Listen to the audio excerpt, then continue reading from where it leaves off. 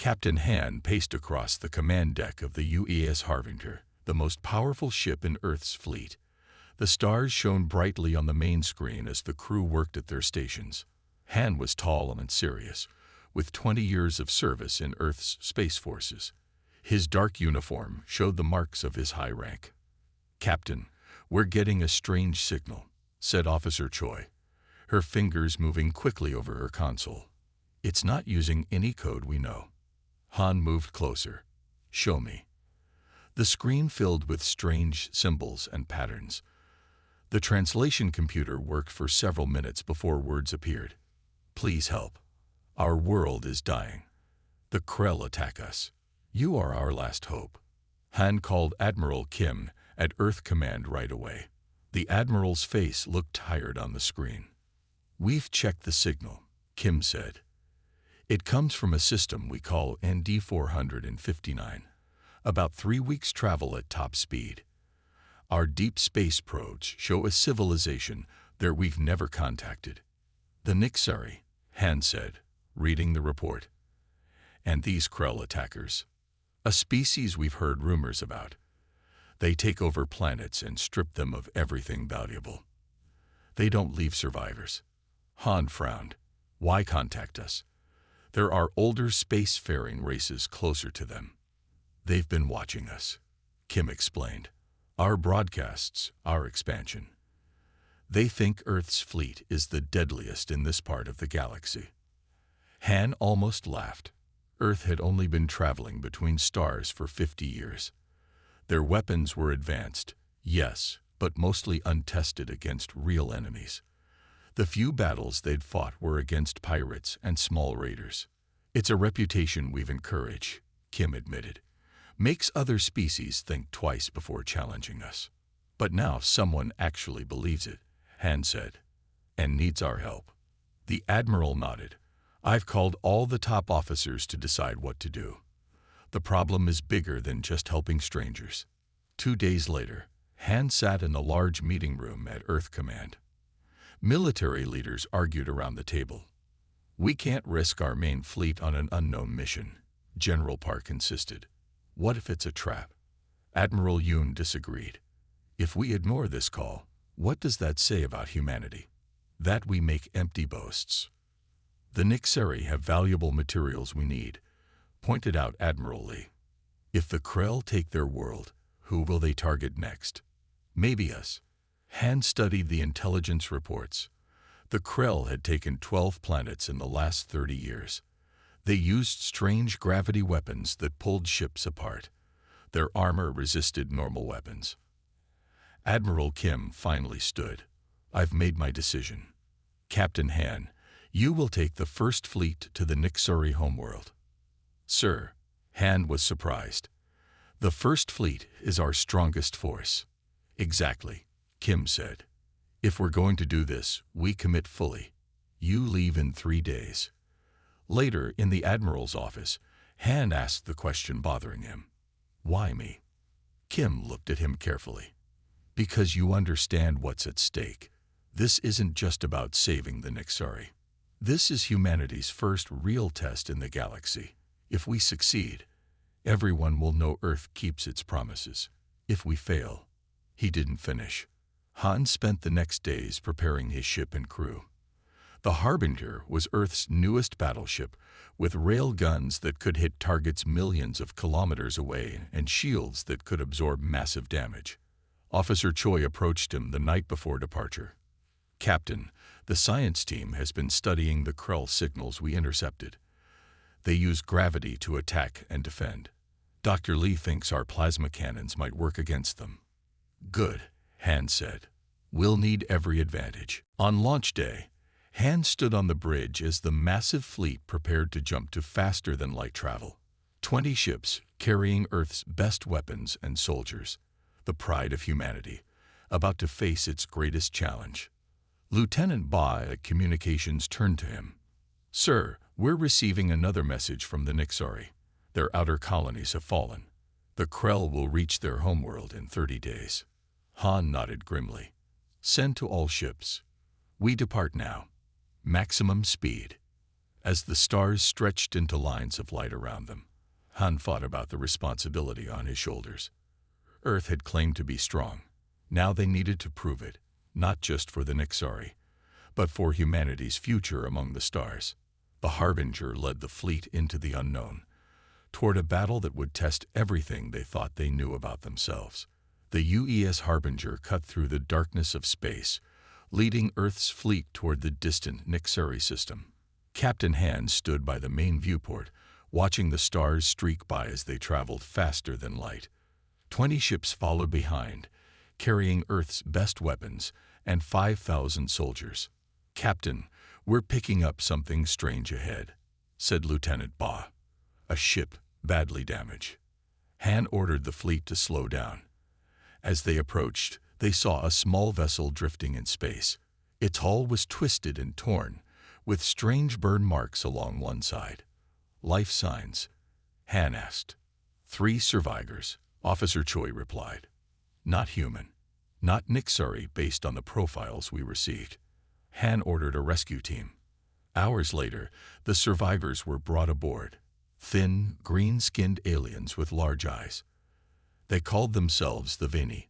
Through translation computers, they told a frightening story. "The Krell destroyed our colony," said the oldest Vini. 5,000 people. Gone in one day. We are all that's left. Lieutenant Commander Park, the fleet's tactical officer, questioned them carefully about the Krell weapons. Park was young but brilliant, with a mind that could see patterns in chaos. "They have ships that create gravity wells," the Vini explained. "They pull everything toward them, ships, buildings, even people. Then their soldiers come and take what they want." Park frowned. "Our shields aren't designed for that kind of attack." The fleet continued its journey, encountering more refugees along the way.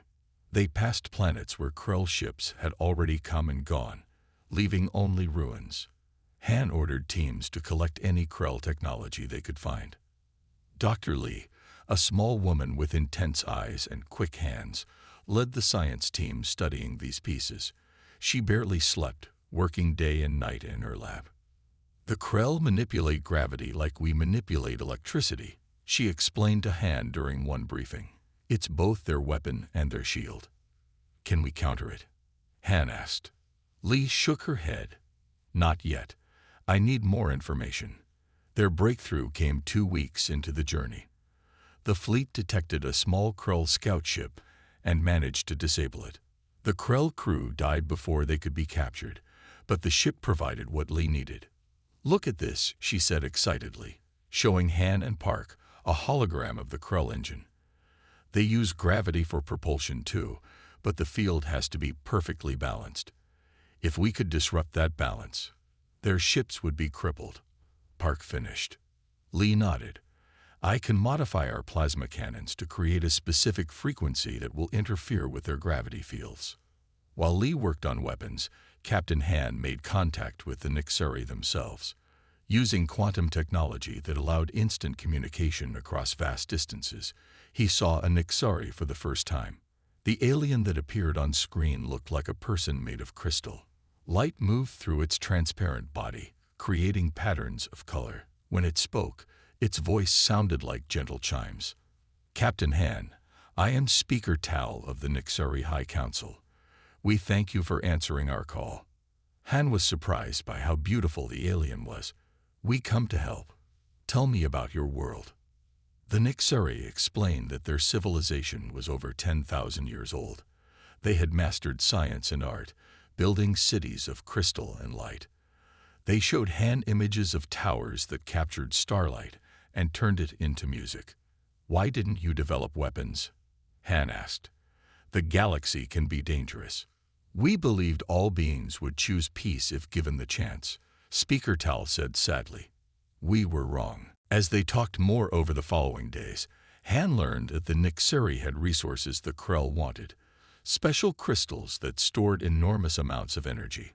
These same crystals powered the Nixari's advanced technology. "The Krell have taken 3 of our outer worlds," Tal said. "Millions have died. Our home planet is next." 5 days before reaching Nixari Prime, Dr. Lee called Han and Park to her lab. She stood beside a modified plasma cannon. "I've done it," she said. "This will disrupt their gravity fields. But there's a problem. It only works at close range." "How close?" Park asked. "Less than 5 kilometers. Han frowned. "That's point-blank range in space combat. Suicide distance." "I know," Lee said, "but it's all we have." Han returned to his quarters that night and stared at the star maps. The fleet would reach Nixuri Prime soon. According to their intelligence, 30 Krell warships waited there. Earth's fleet had only 20. He thought about the Nixari, a peaceful people who faced extinction. He thought about Earth, which might be next if the Krell won. And he thought about his crew, who trusted him to lead them. Han made his decision. The fleet would fight, but they would need more than weapons. They would need a plan that the Krell would never expect. The UES Harbinger dropped out of faster-than-light travel at the edge of the Nixuri system. Captain Han stood on the bridge, his face grim as the main screen showed what waited for them. 40 Krell warships formed a tight blockade around the beautiful blue-green planet of Nixuri Prime. The Krell ships were massive, dark metal structures shaped like arrowheads, each one 3 times the size of the Harbinger. "So much for our intelligence report," muttered Lieutenant Commander Park. "They said 30 ships. Scan the planet," Han ordered. "Are there any Nixuri left?" Officer Choi worked her console quickly. "Yes, Captain. The Krell haven't landed yet. They're just waiting." Han knew why. The Krell wanted to break the Nixuri spirit before taking their world.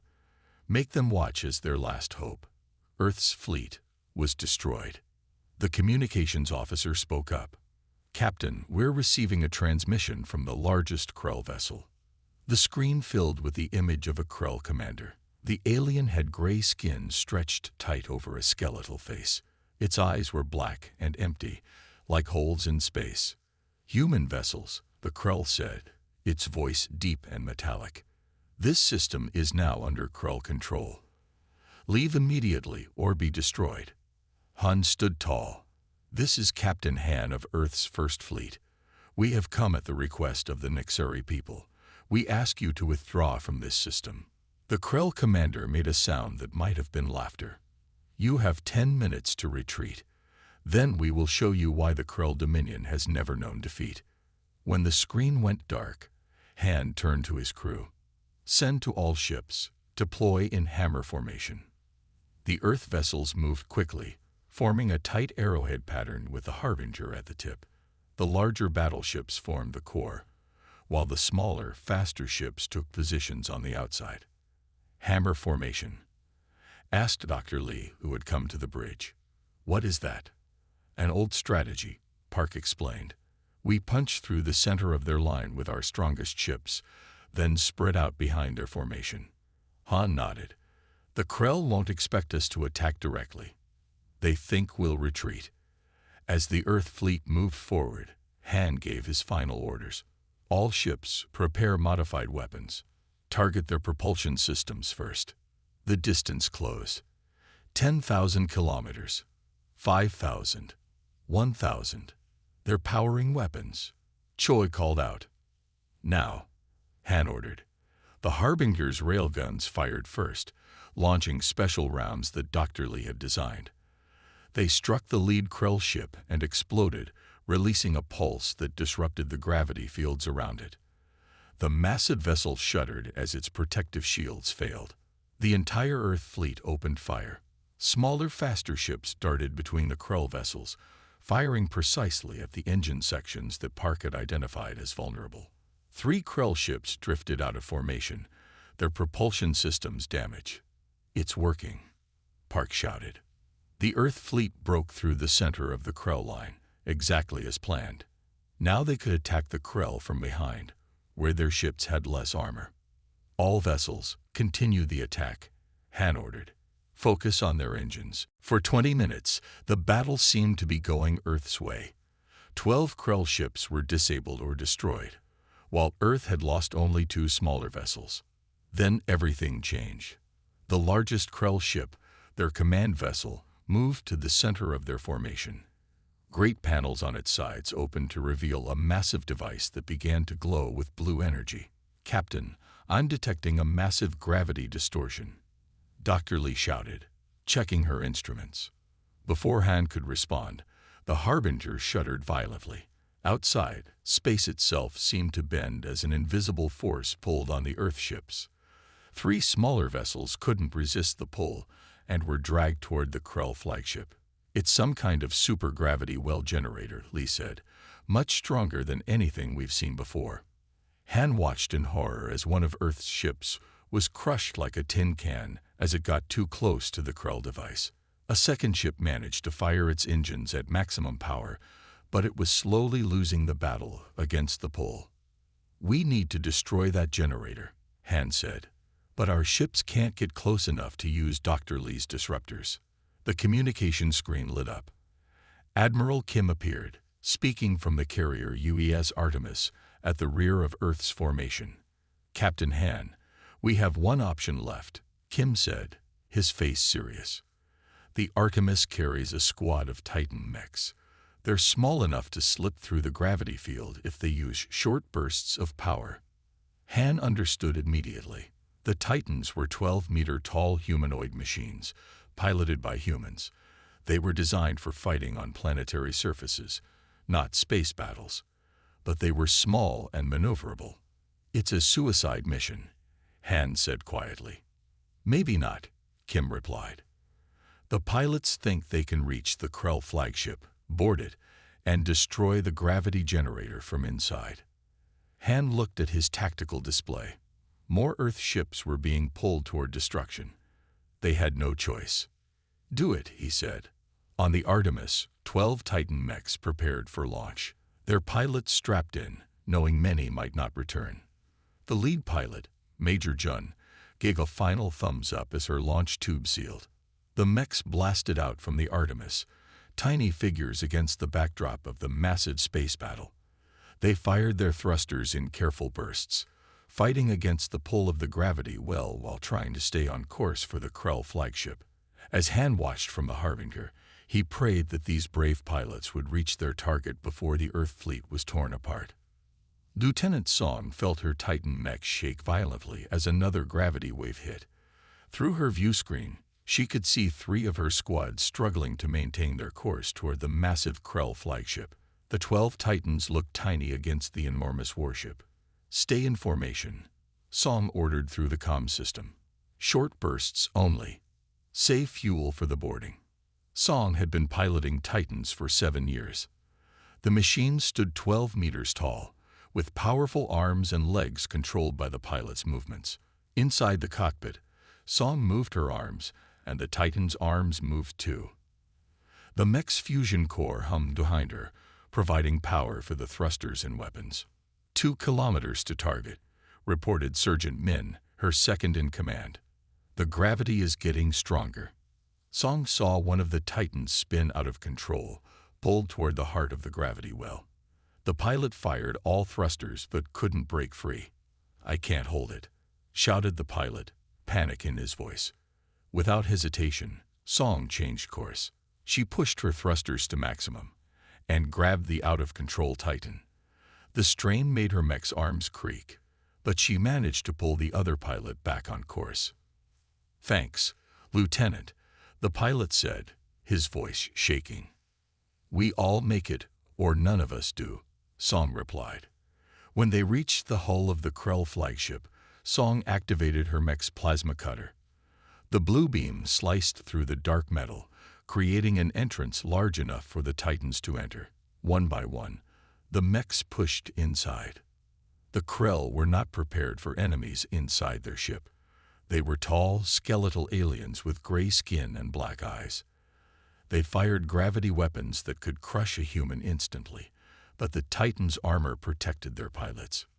"Remember the mission," Song told her team as they fought through the corridors. "We need to reach the main gravity generator at the center of the ship." The Titans moved forward, their heavy steps echoing through the ship. When Krell soldiers blocked their path, the mechs used short-range weapons that fired concentrated sound waves. The waves didn't damage the ship but knocked the Krell unconscious. Meanwhile, on Nixery Prime, the crystalline aliens were not sitting idle. Speaker Tal led a team of Nixery technicians who had been working on something secret. "The signal is ready," Tal told his people. "When the humans reach the generator, we will strike." The Nixery had no weapons, but they were masters of technology. They had built a device that could send a special code through space and into the Krell computers. This code would freeze Krell communications for a short time. Back on the Krell flagship, Song's team fought their way to the central chamber. 3 Titans had been damaged too badly to continue, their pilots moving to other mechs for safety. "There it is," Song said as they entered a massive round room. In the center stood the gravity generator, a giant sphere pulsing with blue energy. Krell technicians worked at control panels around it. The Titans attacked quickly, securing the room before the Krell could sound an alarm. Song approached the generator, connecting her mech's computer to the Krell systems. "Dr. Lee, we're at the generator," she reported to the Harbinger. "Sending you the data now." On the Harbinger, Dr. Lee studied the information. "I can see how it works," she said excitedly. "Lieutenant, I'm sending new programming. If you upload it to their system, it will reverse the gravity field." Just as Song began the upload, all the lights on the Krell ship flickered. The Nixery had activated their signal, disrupting Krell communications across their fleet. Without orders, many Krell ships stopped firing. Admiral Kim saw the opportunity. "All ships, attack pattern Delta. Target their weapon systems." The Earth fleet surged forward, hitting the confused Krell vessels from multiple directions. In the generator room, Song completed the upload. The blue sphere turned purple, then red. The energy field changed direction. "It's working," Song reported. "The gravity field is reversing." Outside, the Krell ships that had been safe from the gravity well were now being pulled toward each other. 2 massive dreadnoughts collided, breaking apart in a shower of debris and fire. More ships followed, unable to escape the pull. On the bridge of the Krell flagship, the commander watched his fleet being destroyed. His black eyes showed no emotion as he entered a code into his control panel. Warning lights began flashing throughout the ship. Captain Han, watching from the Harbinger, noticed energy readings spiking on the Krell flagship. "They're overloading their power core," he realized. "Song's team has minutes, maybe seconds." Han turned to his communications officer. "Prepare the teleportation system. Lock onto Song's team." Teleportation was new technology, never tested in battle. It required enormous power and perfect calculations. "Song, get your team together now," Han ordered. "We're pulling you out." In the generator room, Song heard the captain's order. "Everyone, form up, touch metal with the next person." The 9 remaining Titans gathered in a circle, each touching the others. The generator was pulsing faster now, the red light almost blinding. On the Harbinger, Officer Choi worked the teleporter controls. "I have them locked. Activating now." A beam of white light shot from the Harbinger to the Krell flagship. For a moment, nothing happened. Then Song and her team appeared on the Harbinger's teleportation platform, their Titans damaged but intact. "We made it," Song whispered, hardly believing they were alive. Seconds later, the Krell flagship exploded, the blast taking 3 more Krell ships with it. The remaining Krell vessels, still caught in the modified gravity well, could not escape or fight effectively. The tide of battle had turned. Earth's fleet had won. The remains of the Krell fleet drifted in space. 27 of their 40 ships were destroyed or disabled. The rest gathered in a defensive formation, but it was clear they could not win. Admiral Kim stood on the bridge of the UES Artemis. His uniform was wrinkled after days without sleep. He turned to his communications officer. "Send this message to all Krell vessels. This is Admiral Kim of Earth's First Fleet. Your flagship is destroyed. Your gravity weapons have failed. You have 2 choices: retreat from this system forever, or surrender and be treated fairly under Earth's laws of war." The bridge crew waited in silence. After 10 minutes, responses began to come in. "Sir, 16 Krell ships are powering up their engines. They appear to be retreating," reported the tactical officer. "And the other 7? They're requesting surrender terms, sir." A cheer went up across the bridge. News spread quickly through the fleet. Earth had won its first major space battle. Captain Han, aboard the damaged Harbinger, allowed himself a small smile. They had lost 5 ships and over 300 crew members, but they had saved billions of Nixari lives. "Captain, we're receiving a transmission from Nixari Prime," said Officer Choi. "They're asking permission to send up a delegation to meet us." 2 days later, Han stood in the Harbinger's main conference room as 5 Nixari representatives entered. The crystalline beings moved with graceful steps, light playing through their transparent bodies in rainbow patterns. Speaker Tal, who Han had only seen through communications before, led the group. "Captain Han," Tal said, his voice like soft bells. "The Nixari people owe you a debt we can never repay. You fought for strangers when no one else would." Han bowed slightly. "We did what was right. And in doing so, you have changed the galaxy," Tal replied. "News of your victory has already spread to other systems." The Krell were thought to be unstoppable. The meeting continued for hours as humans and Nixari began to learn about each other. The Nixari offered to share their scientific knowledge, particularly their understanding of quantum physics and crystal technology. These advances could help Earth in countless ways, from better ships to cleaner power. "Why would you share such valuable knowledge?" Dr. Lee asked, amazed by what the Nixari offered. One of the Nixari scientists, a being named Rill, answered, "Because knowledge should be shared, not hoarded. This is where we failed before. We kept to ourselves, believing others would do the same. We did not prepare for beings like the Krell." "And now?" asked Lieutenant Song, who had been invited to the meeting as the hero of the battle. "Now we understand that peace sometimes must be protected," Tal said. "We cannot build weapons, but we can help those who defend us." 1 week later, a formal ceremony took place on Nixari Prime. The planet was even more beautiful than the images had shown. Towers of crystal reached toward the sky, catching sunlight and breaking it into countless colors. Music seemed to come from the buildings themselves, a gentle harmony that changed with the wind. In the Great Hall of Light, Captain Han and Speaker Tal signed the first draft of what would become the Galactic Mutual Defense Pact. The agreement was simple. Earth would provide military protection to the Nixari, and the Nixari would share their advanced technology with Earth.